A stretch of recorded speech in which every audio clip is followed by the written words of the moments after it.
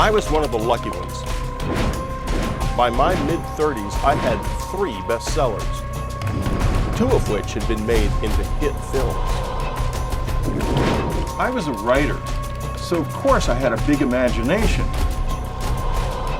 Aliens and UFOs, maybe it was fun to think about, but it was absolute nonsense. I had nothing to gain and everything to lose when, in December of 1985, it happened to me. To my horror, I had become one of those people I had been laughing at. I became an alien abductee. My next book wasn't fiction. It was real. Now I have created the Alien Intent Network. Our mission: to help those who have been visited, violated, and abducted. So we're out of the car, and there's this green neon glowing thing up here.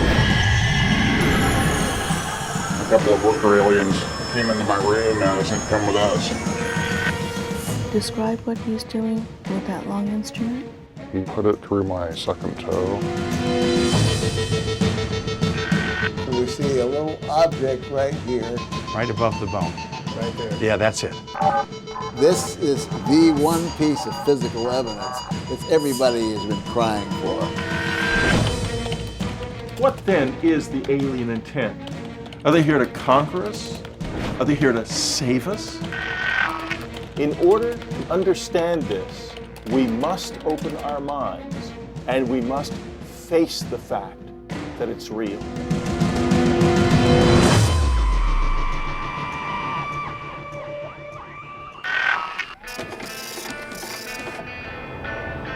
I know it looks strange and bizarre, and I usually don't dress like this. It's kind of a strange get-up, I know, but this is the only way I can dress to make sure that nobody will recognize me.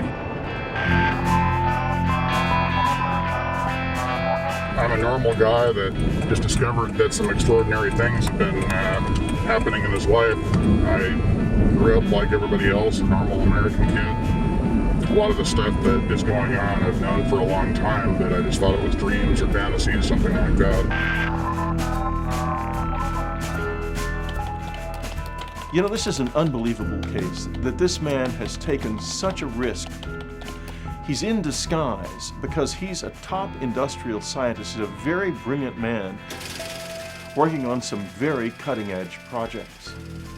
I feel like I have a double life. I mean, I can't talk to my parents. I can't talk to my wife anymore about this. I can't tell my kids too much about this, obviously. My wife's really freaked out by this, and I'm afraid that there'd be some problems if she knew I was talking about this. She wants to turn back the clock and put this all behind her, which is difficult to do when the events are still ongoing. People are quick to dismiss this until there's physical evidence. Then the conversation changes. That's what makes John Smith's case so important. I sent him a little video camera like this one, and I asked him to describe for me what had happened to him. And this is what I got back.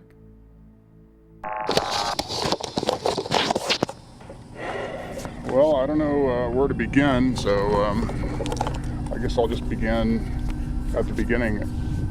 I've always suspected that I was an experiencer, contactee, whatever you want to call it, but without any kind of solid proof, it's difficult to really do much with that suspicion. And a few months ago, something happened that I just couldn't ignore any longer, though. I woke up and knew that the aliens had been there in the night and that I had 2 more implants. He has vivid memories of his abduction, and if there is physical evidence in the form of an implant, then we're going to have physical proof that something real did happen. This is all I can think about, and it's difficult to put this in the background and just go to work and do normal things. From watching John's video, it was clear that he desperately needed to talk to people who will treat him with some respect and dignity.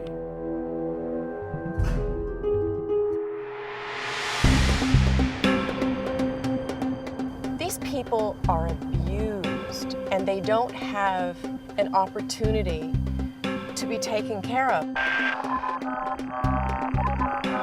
I mean, anybody that's been raped in our culture at least has the opportunity to go to the police and somebody's going to believe them about this, hopefully.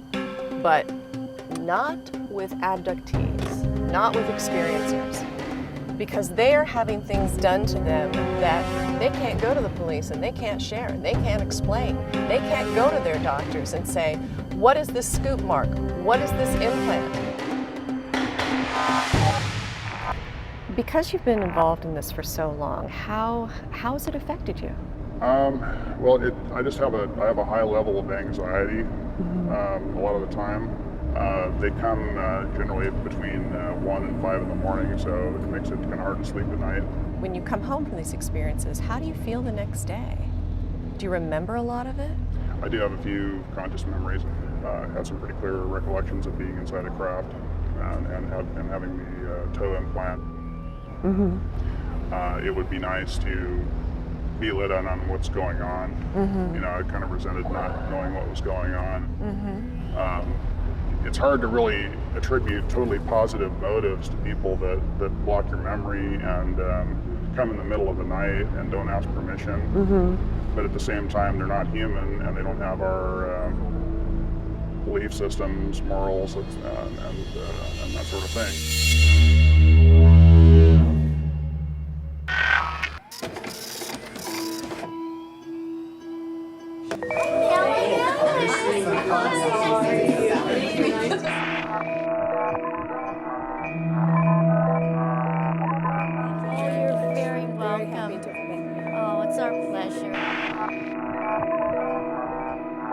This is a wonderful opportunity that you're presenting for people to get together.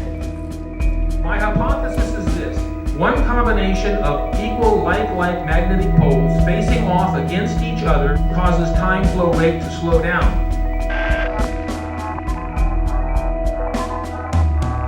What is it about the need to commune, so to speak? There is a need to commune. So many people need to connect. They need to know they're not crazy. These things are happening. When they find out there's so many others, it gives them hope. It gives them hope. Right. I think Alice has broken through to a new level by creating the conference. Their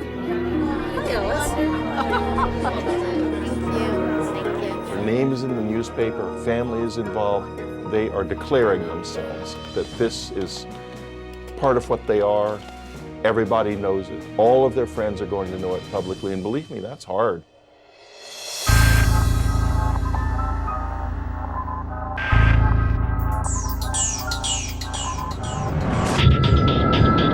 My roommate Lori, she saw these creatures come in, and she Through the window? Through the window. And she said they went right past her. She said they had a sulfur smell to them.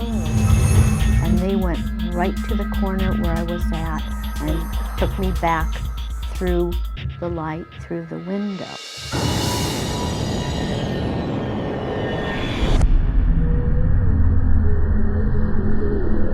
And then she saw me come back, and I was real pale, and she started screaming because she thought I was dead.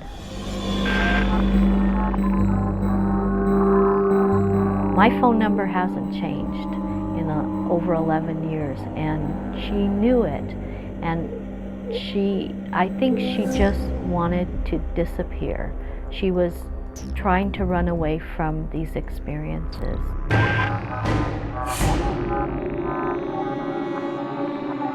It was strange. I was getting dressed and my eyes were drawn right to my left calf, and there was a scoop mark. I know for a fact, prior to that event, I did not have any kind of a scoop mark on my leg, because I would have noticed it. Was it indented? Slight, like the top layer of skin had been removed. And for some reason, I didn't know what it was, but I just wanted it gone.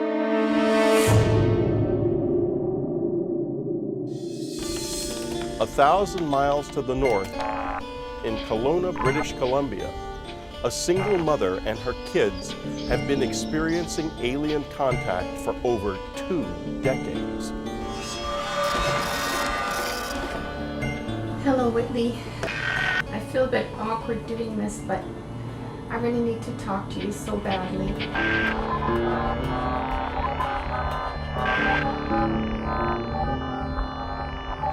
We have marks, we have burn marks. We take skin samples. They take blood. I've even had woken up in the morning and had hair missing. When I first met Karina and heard about her story, it was pretty incredible. And I thought, geez, I've never met anyone that had been abducted before. I wanted to show you, Whitley, what my son made in school when he was 9 years old. That very same night, one of these beings was standing in his bedroom doorway, and what woke me up was this blood-curdling scream that came from his bedroom. I asked him if he could possibly draw something of what happened or what he saw, and this is what he drew for me. I never thought she was crazy or wacky because of the intensity of her experience, the detail. The pain that I saw in her eyes, certainly, there's no way that somebody was going to be making that up. Right now, I would just like, hopefully, to meet face-to-face with you, Whitley, and see if you have any of the answers I'm searching for. Why are they here? Why us? Are they going to keep coming back? Does this go on for the rest of our lives? Karina has had one of the classic close encounter experiences that you can have. I was speeding. By this time, I'm in terror. I just want to get home. It looks like it's probably metallic. It's certainly not part of his body.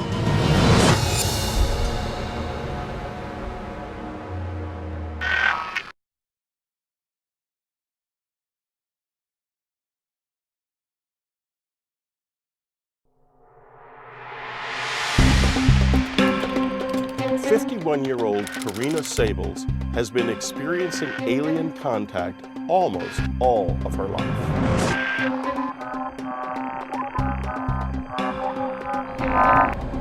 Where I was living in Kelowna was about 7 minutes away from the location where we had our experience on July 31st, 2003. She went out with a friend in the middle of the night, in the middle of the wilds of British Columbia, because they suddenly were overcome by a desire to go stargazing. It was 7 minutes after midnight. There was no traffic, no moon, no street lights, nothing. And I pulled over right here, just like that. Karina has had one of the classic traumatic close encounter experiences that you can have, and it has been corroborated in some very extraordinary ways. So my girlfriend and I get out of the car. She says to me, "Look up." And here is this neon green colored thing up there just above us. Then over there in the bush were 5 sets of eyes. My first reaction was, okay, it's bears, it's deer, something like that. And then I thought, wait a minute. These eyes are like way too tall, way too large, jet black. And then I went, oh my God, I know what these are. These are animals. I've got to get back to the car. It was already too late for them. Even when they were in the house, before they were getting ready to leave, it was already too late for them. This was going to happen. So I did a very quick Huey across the road like this, sped down the highway. I was speeding. By this time, I'm in terror. I just want to get home. I don't care if I get caught speeding. In fact, I'm hoping a policeman is going to stop me. They were drawn to that place. I know many stories of people being inexplicably drawn to places where this then unfolds in their lives. Right here, she says, pull over, pull over. So, pull over, slam on the brakes. I said, what's the matter? What do you mean you want me to pull over? What's going on? She said, look at the clock. She said, we got here about 5 after midnight. She said, the clock says 107. We just got here. How could it be 107? This is ridiculous.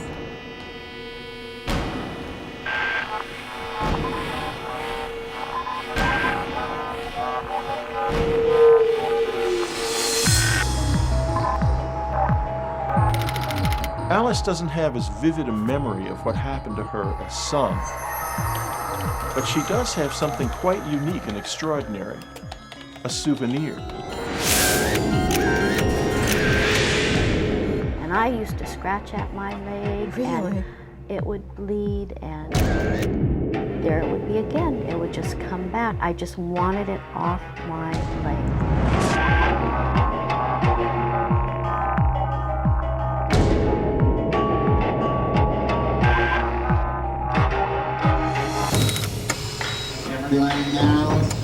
No, it's okay now. Now, Alice was one of the first surgeries that we did for the removable of a possible alien implant.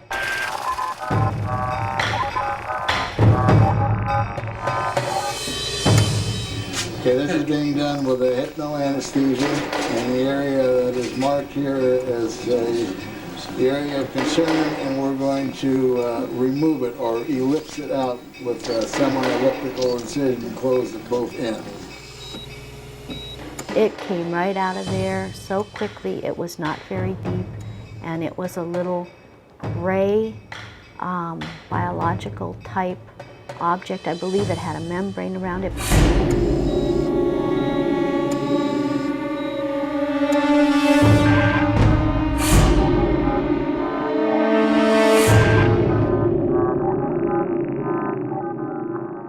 As years passed, it seemed to her that there was a possibility that she may have had another implant put in.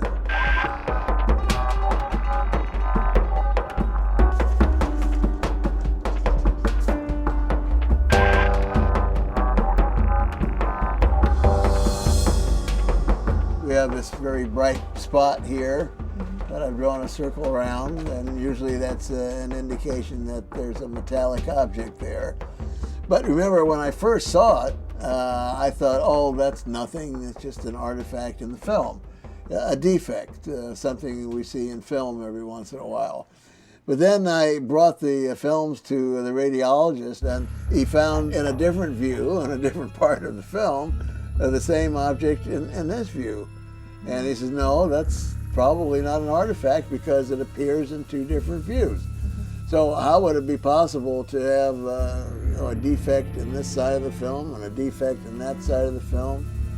You see that most probably there's some kind of an metallic object that appears in the film, but there's absolutely no way we're going to even to attempt a surgical extraction of this object without knowing a lot more. So we have to get a CAT scan done to determine exactly where the object is. So if that's okay with you, we'll send you over to get this scan done and take a look at the results. Okay, that'll be fine. Okay, great.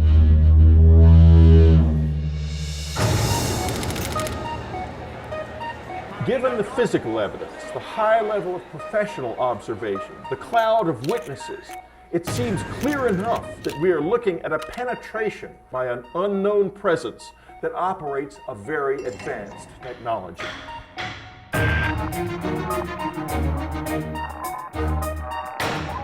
With all this witness and all this evidence so plainly available, to be a denier is so serious that it amounts to being a traitor to mankind and to the human future. We know what happens. What happened to the Aztecs when they made contact with the Spaniards? They're gone. This whole species could be facing that kind of contact, and we must get our act together.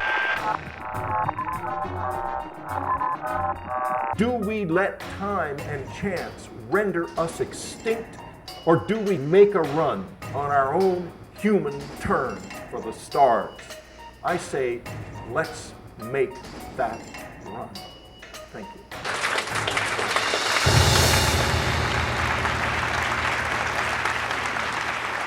I see Whitley. I see Whitley Strieber. So I'm gonna introduce you to him. Okay. Okay, great. All right. Very glad to meet you. Yeah. Heard a lot about you. Heard a lot about you too. Yeah. So you're dealing with it then, as best you can. The moment I laid eyes on John Smith, my heart opened to him because I have seen that face and that look in that face thousands of times. And I knew exactly where he was coming from. It's a physical phenomenon that has been really well disguised, so it looks like something else. Yeah, they want to block your memory in such a way that even if you do remember something, it feels kind of like a dream. And also, the memories are so strange that when you do remember it, within a few weeks or months, you decide it was a dream, even though it was a memory. John needs to really go deeper to remember as much as he can from the night he was taken. So I got him some help. As your breathing grows deeper, relaxing every muscle, every nerve, every fiber, as you allow all of the tension to move out and through each fingertip. They are invading us, but they're doing this silently. I don't think they really want people to remember what happened to them. If the aliens are doing this, they're not that successful because I'm able to tap into the subconscious and eventually bring up all those hidden memories. Okay, John, you are in your home. Take a look at your clock. What time does the clock say? 11:45. Well, Yvonne Smith and I have known each other for a number of years, and recently she brought a case to me of John Smith and asked me to do some animations and to do some artwork that reflected exactly what he was seeing. I see a bright light Where do you see the bright light? in the backyard shining through the bedroom blinds. He talked about the door being left open so he could see into the kitchen, and about how he could hear noises and then two figures appeared in the door and came into the room. And when you say two beings, can you describe them?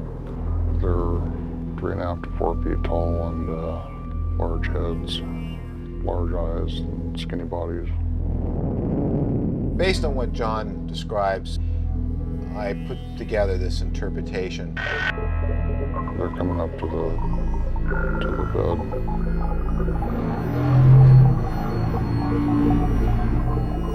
You have to consider, looking at this as I am right now, this is a home invasion like no other. Can you imagine what this would be like? The fear. In most cases, they would rather this be a burglar or someone breaking in their house at night. Something human, something in this world, not this.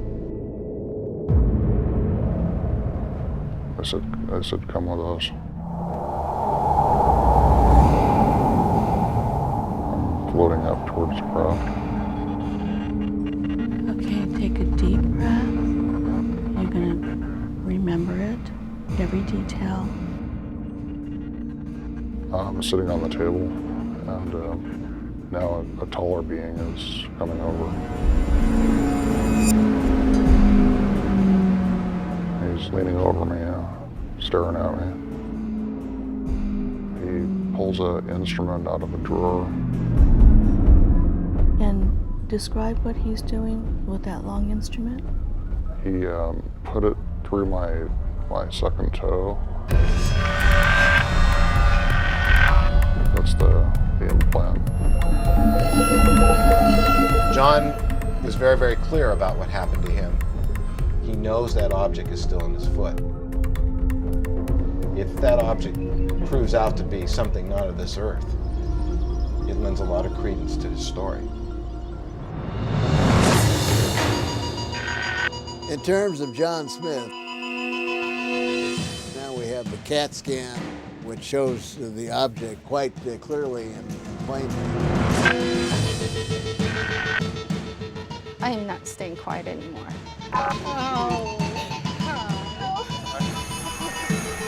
We're taking out pieces of it. You see that? It's just barely. And I think that there's some metallic material in that tissue.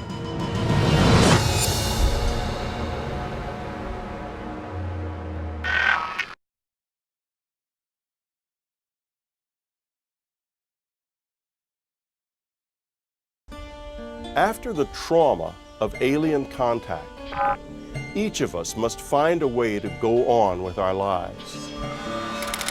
For Alice Levy, that means discovering whether she has an alien implant in her leg or not. Dr. Lear saw evidence in her x-rays, but wanted to confirm the results. We went ahead and did a CAT scan, as we see here, and surprisingly, nothing appeared. I'm at a loss for words. I have no explanation for this whatsoever. It's just an object that appeared in two views in an x-ray, which can be seen by anybody, very simple to see, is not in the CAT scan. Mysteriously and mercifully, Alice has been spared the pain of another surgery. But the same may not be true for the man we're calling John Smith. Okay, John, let's get a little light on the subject here, and we'll see what we can do. I'm going to use several different instruments to see what kind of a reading we got on here. This is a simple stud finder, and we have it set on the metal scan, so if there's any metal in the area, it'll show up. We're just starting to pick something up here. There we go. It's pinpointing the object, and the object is definitely metal. Okay, we're going to look at the electromagnetic field strength. So we're going to just go right over the object here. And at 2 milligauss is a pretty good strength. Going to peg the meter? Peg the meter. Now this device here is a device for actually detecting radio frequencies. And boy, it's pegged. This is 17 gigahertz. That's microwave, isn't it? I believe so. It's right there on 17,68658. In terms of John Smith, we've got the confirmatory x-ray. Now we have the CAT scan, which shows the object quite clearly and plainly. Its location is between the bone and the bottom of the toe. So it should be a relatively easy matter to make a simple incision and go in and get this out. Okay, John, the final question boils down to is, do you really want this removed and why? Well, yeah, I really want it removed, and the main reason is to give that final proof that it is an alien implant. The only way to do that is to take it out and have it analyzed. There's a big gap in my life at this point that I need to be filled in on.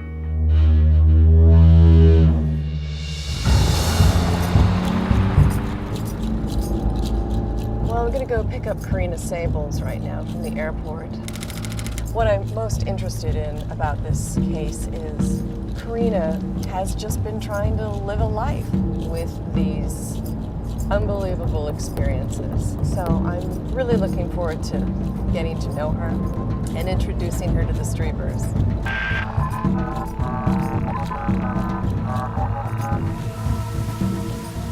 Karina needs to be here because Karina hurts a lot. It's gonna help. It's gonna help her to be with us, to just be with us. It's like all hell broke loose in our house and things progressed. They started coming for the children because I had told them, and I will never forgive myself. What lie? But I said to them, if you plan on taking me, I will not leave my children. Do you understand me? They're gonna stay with me. And that's when things started happening with them.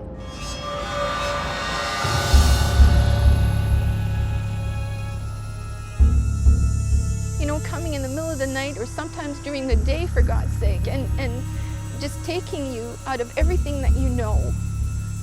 Raping you, doing procedures to you, basically that's what it is. When a woman gets raped, what happens? She has counseling, people listen, right? But when you go through these things, nobody listens, and nobody's there to help.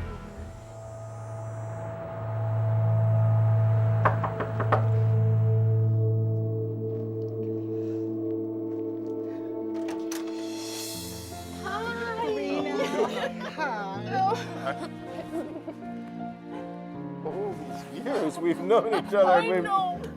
Oh, babe. Wonderful. Come on in. Wonderful to see you. Oh, I can't believe Come it. on. You know, the next thing that's going to happen is very cool. We're going to have a group, and it's going to be one of these things where all of us who share this strange, unknown experience, we get together to talk. That's wonderful. Oh, I'm so excited. To meet other people that have really Yes. gone through the same thing we have. Like, I mean, truly. Yeah, Yes. truly. I'd like to hear, even though you're Communion is critical for those traumatized by alien contact. It serves to remove their profound sense of isolation while validating their experience. Karina, Alice, and John Smith are meeting for the very first time, with Marla and my wife Ann completing the circle. It seems like I don't relate very well to ordinary people. I don't know why that is. It's got something to do with the experience. I'm sure. I think Whitley's probably gone through the same thing. I've gotten to the point where I can handle the fact that this was real and that it happened to me. What I can't handle is the derision and the laughter. I mean, here are people. I became a national laughing stock for suffering like that. I don't understand. I don't get it. I think we're like moths to a flame.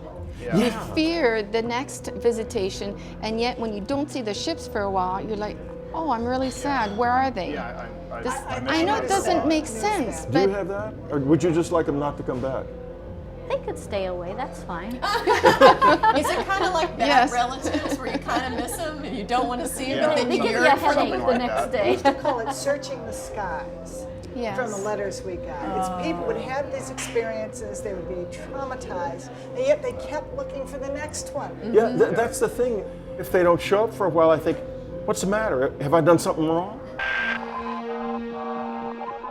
One thing I've learned is that don't ever doubt what you really know occurred. Yeah. And I'm pretty passionate about the fact this is a real physical phenomenon, not Me ghosts too. or anything like that. It's not ghosts, think it's that's not good. demons, it's not Don't let supernatural. anybody talk you into doubting it. The question is no longer are they here or not. It's just not a fair question anymore because there's too much proof. Too much physical evidence of the kind that the skeptics said we needed. And now no matter how much we give them, they always say it's not enough. Well, I'm sorry, it's enough now.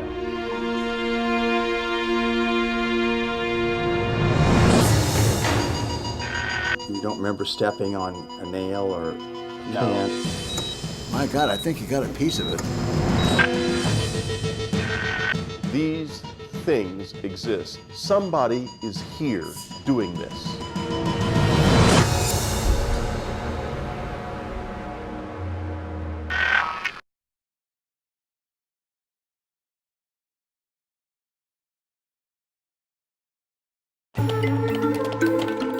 In my experience, so many people are so quick to dismiss the reality that is alien contact, but often the discussion quickly changes when physical evidence can be brought forth. Okay, I'm going to take some blood here. That's why the case of John Smith is so important. Now, it's up to Dr. Lear and his surgical team to retrieve it and test it. Well, Mr. Smith, I wanted to ask you a little bit about what brought you here. A few things in your past.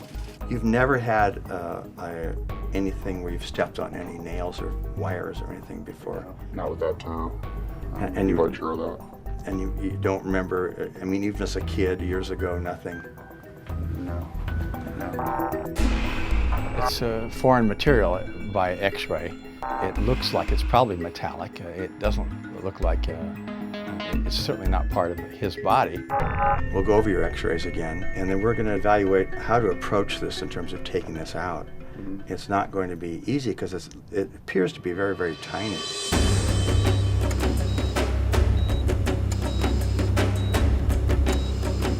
I think we'll be able to find it. We've got a mark of where we're going in. If we can get the Kelly clamp, which is a small clamp, and grab it without having to make a big incision, that'll be great.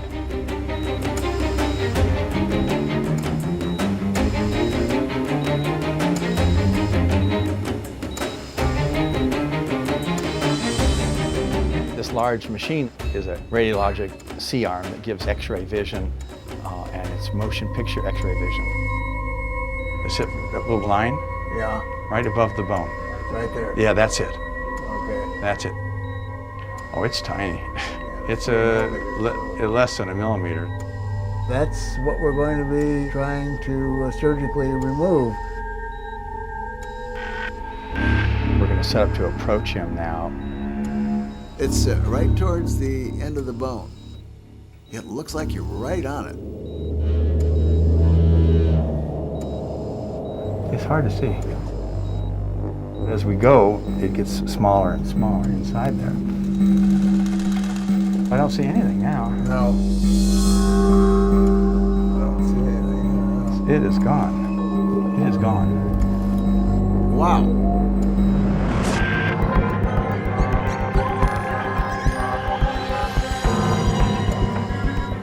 Really just crumbled under our grasp. I'm sure this is a piece of material that's falling apart. It's possible that the metallic pieces have broken down. Boy, there's such tiny particles in here. These are very small. Absolutely. This thing really crumbled.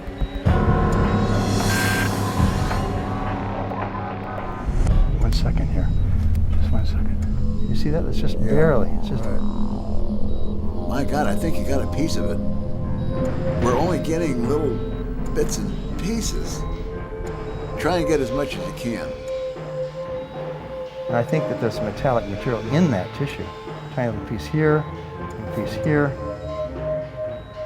I don't see anything left. I think we got it. I'm going to give you this whole thing and have you analyze it. And I'm going to sew his foot up.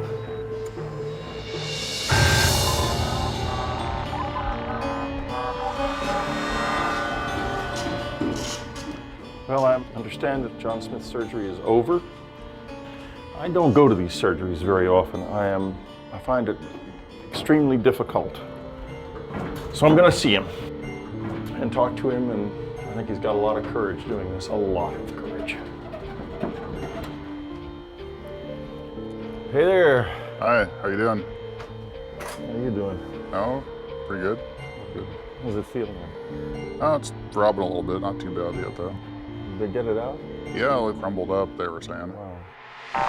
This is basically like looking for a needle in a haystack. Small particles, parts of which appear to be metallic, enmeshed in biological tissue. I'm a little bit disappointed that we didn't have more of a solid substance to work with. So small, we may not be able to do much with it. This laboratory that we're going to use is out of state, and it has good university affiliation, so we know we're getting a quality work done, and we hope that we will get a report that is quite definitive. How do you feel about the idea that it's going to go to the lab and we're going to find out something about it then? Well, I'm very excited by that. I think I'm looking forward to some interesting results. This is the final piece of the puzzle. Within a 48-hour period, some of the pieces became more metal-like and then seemed to be attracted to each other or enlarge in size. They're in places where they don't belong. They are magnetic and emit radio signals, which we're picking up.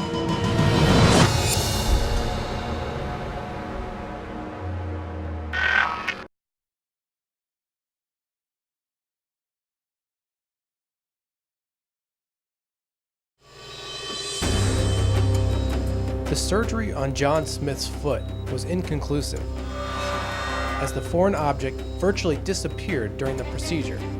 Wow. Reduced to microscopic pieces.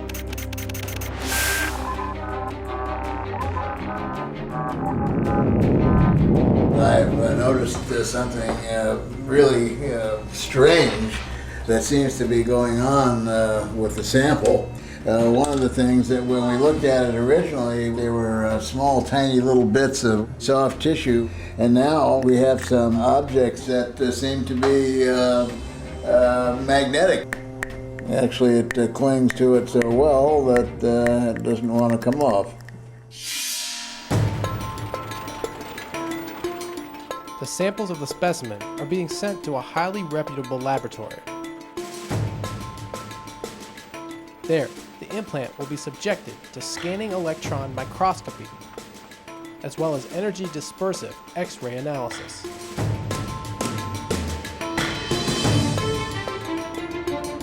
Well, it sure should be interesting. Yeah, for sure.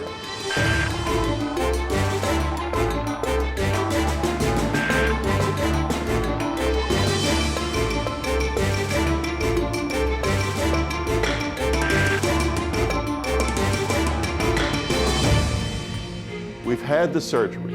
We've removed the object. We've done extensive lab tests. This is an important moment. Let's find out what this thing is. This is the one piece of physical evidence that everybody has been crying for. Now, the image that we're seeing here is a highly magnified image of a small particle which came from John's toe. And as we increase the magnification,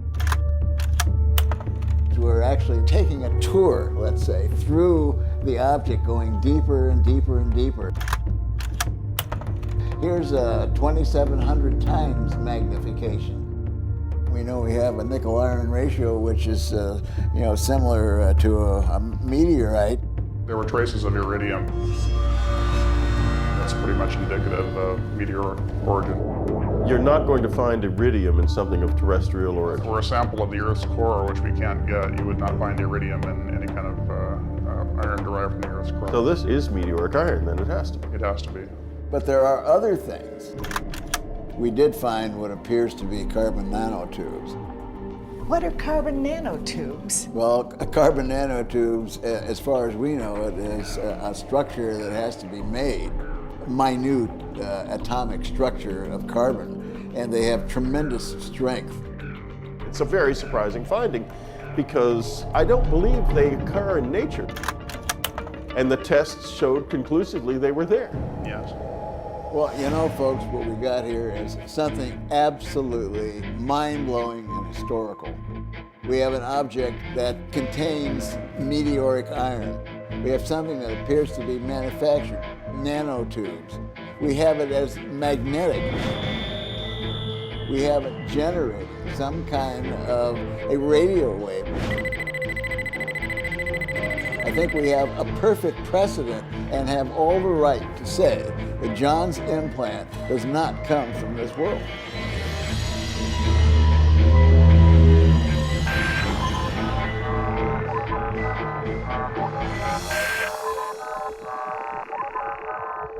Here we are with this proof, scientific proof, and yet it remains rejected knowledge. And that puts the visitors right where they want to be, in total control of the situation. That has to change. Some people don't want to hear about this knowledge because it makes them afraid, and I think that's other people, yes. Especially scientists, don't want to talk about it because they're afraid of ridicule, losing funding, that sort of thing. That's right, and they will be ridiculed. They will lose funding. Their marriages will break up. Those fears are well-founded, definitely.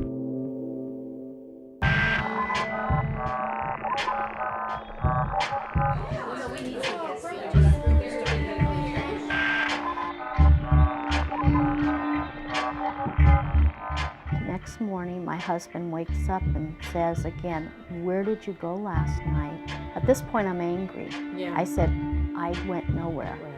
And he said, "You weren't there again last night, and I don't know where you were." And I said, "I don't know where I was either."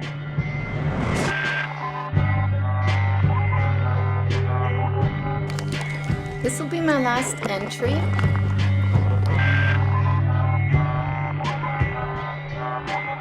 I see this as a giant puzzle, and each of us holds a special piece of the puzzle. And to know that we're not alone, to know that we can connect with each other and help each other, I think is very, very important.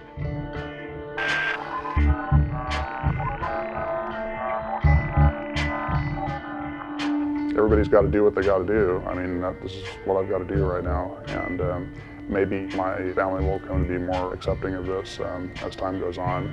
It's been a terrible shock. I knew something like this might be happening for years, but you know, without proof, you can't really do much. But you know, when you get proof, then it's a real eye-opener, to say the least.